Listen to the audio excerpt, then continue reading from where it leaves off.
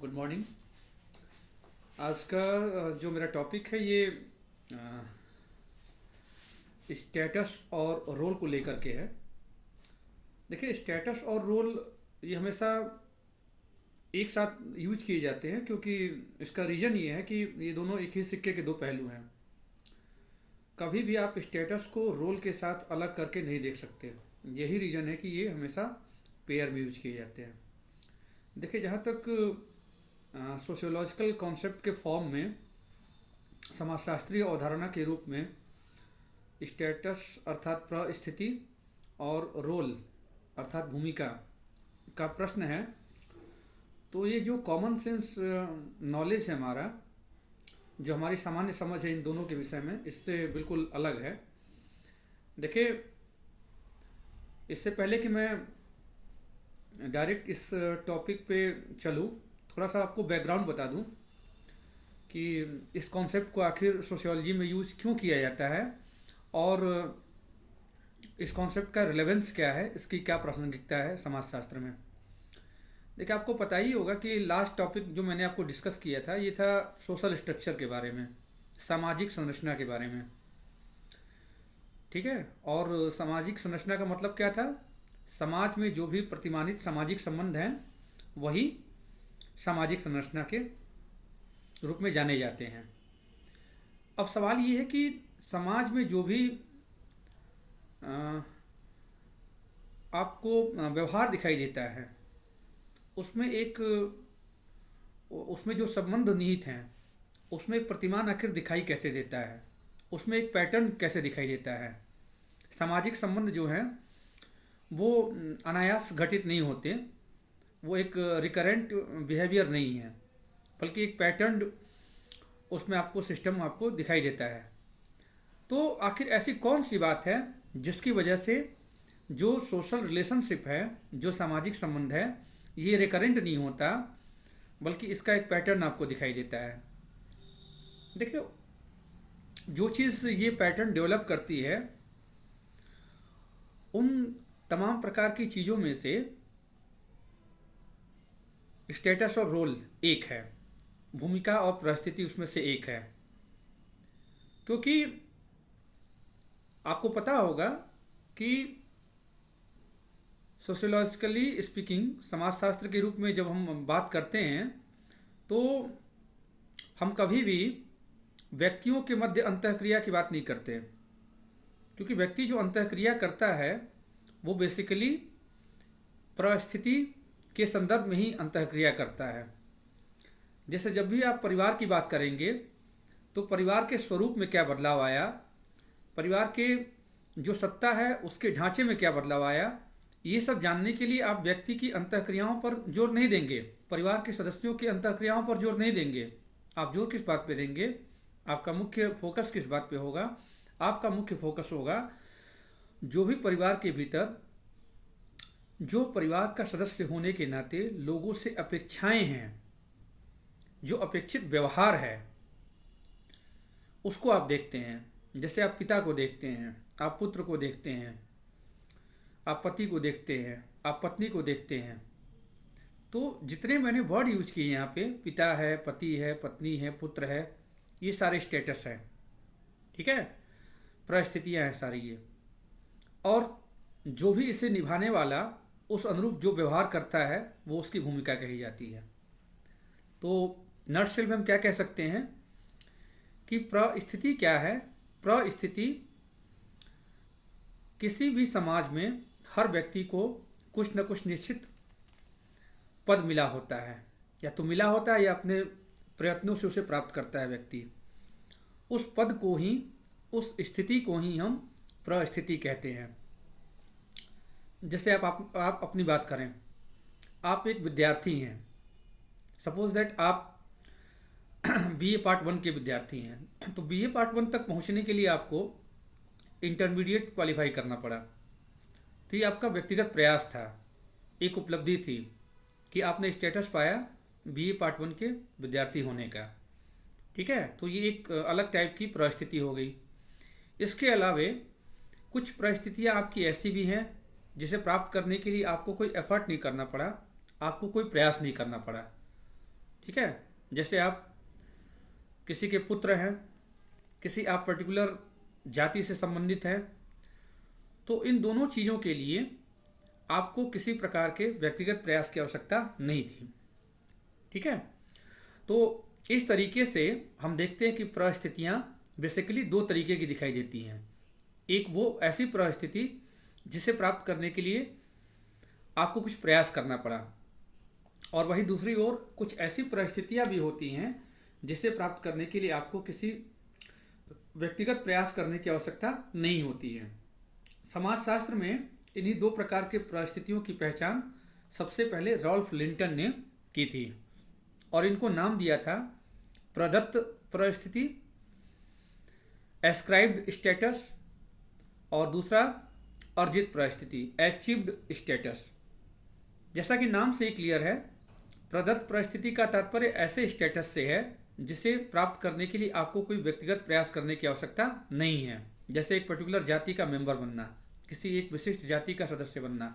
वहीं दूसरी ओर यदि आप अपने व्यक्तिगत प्रयास से एक आईएएस बन जाते हैं, तो ये आईएएस होना आपकी अर्जित परिस्थिति है, क्योंकि आपको ये अनायास नहीं मिल गया, ये अपने आप प्राप्त नहीं हो गया आपको, इसके लिए आपको प्रयास करना पड़ा। ठीक है, तो परिस्थितियाँ बेसिकली दो प्रकार की होती हैं। ठीक ना। अब भले ही कॉन्सेप्ट दो हैं और इनको एक साथ समझना चाहिए, स्टेटस और रोल को, लेकिन मैं रोल के बारे में बहुत डिटेल में चर्चा नहीं करूँगा, क्योंकि स्टेटस से जुड़े हुए अभी और बहुत सारे कुछ कॉन्सेप्ट हैं जिसको जान लेना बहुत ज़रूरी है तो बहुत सारे, लेकिन मैं एग्ज़ाम के पॉइंट ऑफ व्यू से जो इम्पोर्टेंट कॉन्सेप्ट है इसकी चर्चा मैं आपसे करूँगा। देखिए, जो पहला कॉन्सेप्ट है स्टेटस से रिलेटेड, बड़ा इंपॉर्टेंट है, ये है स्टेटस सेट। रोल सेट की बात भी की जाती है, लेकिन मैं ये क्लियर तब करूँगा जब रोल वाला पार्ट डील करूँगा। ठीक है, तो पहला है स्टेटस सेट, इसे हिंदी में कहते हैं परिस्थिति संकुल। सबसे पहली बात कि इसका कॉन्सेप्ट किसने दिया, तो इसका कॉन्सेप्ट रॉबर्ट किंग मर्टन ने दिया था। और स्टेटस सेट का मतलब क्या है, परिस्थिति समुच्चय का क्या तात्पर्य है। देखिए, होता क्या है कि किसी भी व्यक्ति की कोई एक सिंगल परिस्थिति नहीं होती, कोई एक परिस्थिति नहीं होती, उसकी दो या दो से अधिक परिस्थितियाँ होती हैं। तो परिस्थिति संकुल का तात्पर्य उन सभी परिस्थितियों के समुच्चय से है जो किसी व्यक्ति से संबंधित होती हैं।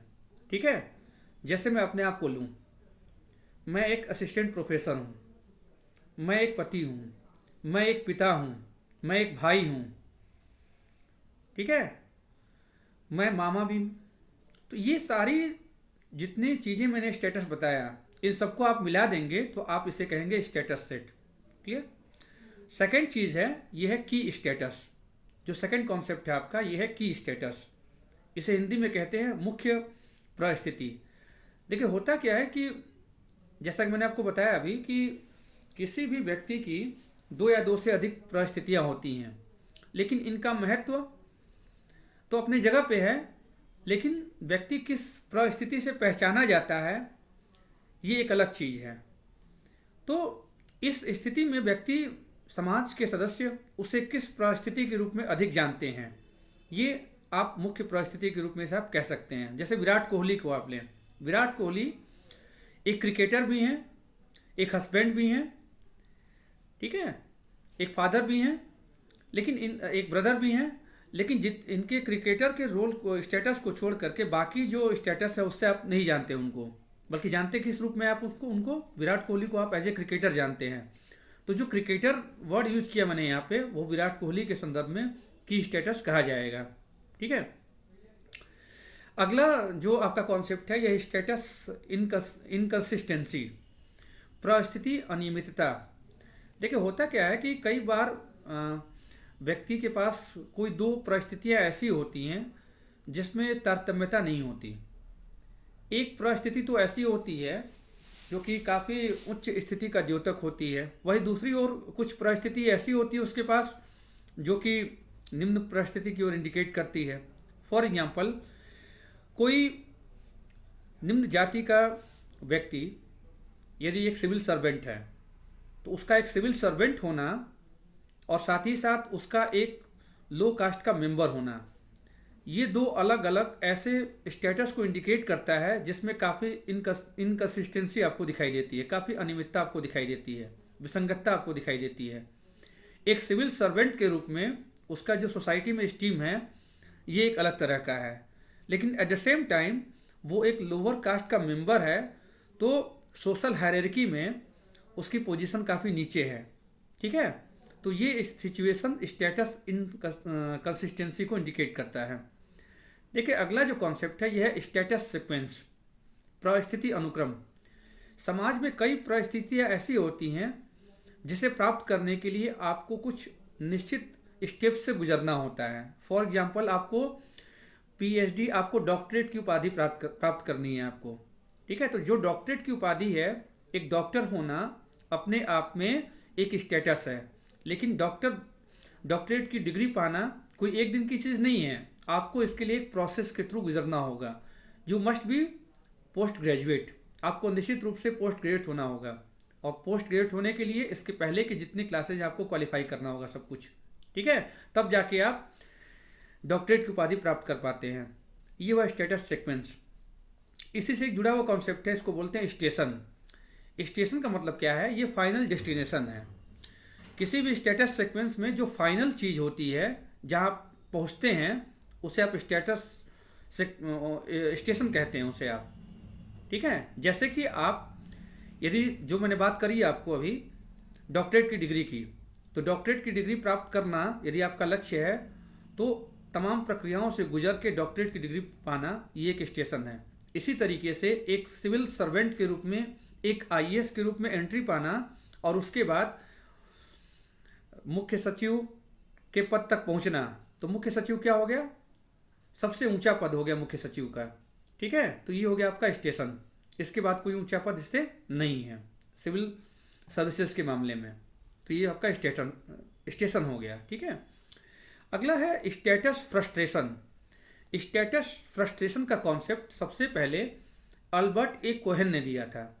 देखो होता क्या है, बेसिकली इन्होंने स्टेटस फ्रस्ट्रेशन की जो बात की थी, ये बात इन्होंने डिवियंस के विचलन के संदर्भ में की थी। स्टेटस फ्रस्ट्रेशन में क्या होता है कि व्यक्तियों की कुछ ऐसी स्टेटस उसकी होती है जिसकी वजह से वो कुछ भी अचीव नहीं कर पाता, और उसके वैसे स्टेटस होने की वजह से वो स्टिग्मेटाइज्ड फील करता है, वो अपने आप को कलंकित महसूस करता है। और सोशियो कल्चरल फोर्सेस इस तरह के होते हैं कि उसकी इस परिस्थिति की वजह से उसके आगे बढ़ने के सारे अवसर जो है समाप्त हो जाते हैं। तो ऐसा कोई भी स्टेटस होना, इसे आप कहेंगे स्टेटस का होना, और साथ ही साथ उस स्टेटस की वजह से उस व्यक्ति के द्वारा अपने आप को कुंठित महसूस करना, ये कंडीशन है स्टेटस फ्रस्ट्रेशन की। ठीक है, अगला एक बड़ा इंपॉर्टेंट कॉन्सेप्ट है स्टेटस शॉक। इसका कॉन्सेप्ट टफलर ने दिया था। अब इसका मतलब क्या है, देखें होता क्या है कि कई बार आप अचानक, चाहे किसी भी वजह से आपके स्टेटस में कुछ बदलाव आ जाए, एक रेडिकल चेंज आ जाए, तो आप बिल्कुल शॉक्ड रह जाते हैं। आप समझ नहीं पाते कि आप इस नए कंडीशन से कैसे आप संतुलन स्थापित करेंगे। How will you cope with the new situation. तो ऐसी कंडीशन को आप कहते हैं स्टेटस शॉक। जैसे कोई गरीब व्यक्ति है, उसके अचानक लॉटरी लग जाए। ठीक है, कोई निम्न तबके का व्यक्ति है, अचानक क्या हो जाए, अचानक उससे कोई ऐसी चीज़ मिल जाए जिसकी वजह से वो उच्च वर्ग का मेंबर बन जाए, तो ये स्थिति क्या कही जाएगी? स्टेटस शॉक कही जाएगी। ठीक है, अगला आप देखें, एक और कॉन्सेप्ट है जिसका नाम है पेन्ड स्टेटस। ठीक है, पेन्ड नाम से ही स्पष्ट है कि ये एक ऐसी परिस्थिति है जिसका कोई व्यक्ति जिसे लेना नहीं चाहता, उसे मिल जाए वो अलग बात है। जैसे कोई व्यक्ति नहीं चाहता कि वो हैंडीकैप हो, तो हैंडीकैप होना, ठीक है, वीडो होना अपने आप में क्या है? एक पेन्ड स्टेटस है। ठीक ना। देखिए इसके बाद जो लास्ट कॉन्सेप्ट है वो है पोलर स्टेटस। सोसाइटी में कुछ स्टेटस ऐसी होती हैं जो कि दो ध्रुवों के रूप में होती हैं, इंटरकनेक्टेड होती हैं, लेकिन क्या होती हैं? दो पोल्स के रूप में होती हैं, दो ध्रुवों के रूप में होती हैं। जैसे एक तरफ मेल एक तरफ फीमेल, तो मेल और फीमेल ये दोनों मिला के आप कहेंगे पोलर स्टेटस। हस्बैंड वाइफ, ये हुआ आपका पोलर स्टेटस। ठीक है, तो आज के टॉपिक में मैंने इतना ही कवर किया कि स्टेटस का कॉन्सेप्ट क्या है, उससे रिलेटेड क्या क्या कॉन्सेप्ट हैं, स्टेटस का क्या रेलेवेंस है एज ए सोशियोलॉजिकल कॉन्सेप्ट। तो थैंक यू।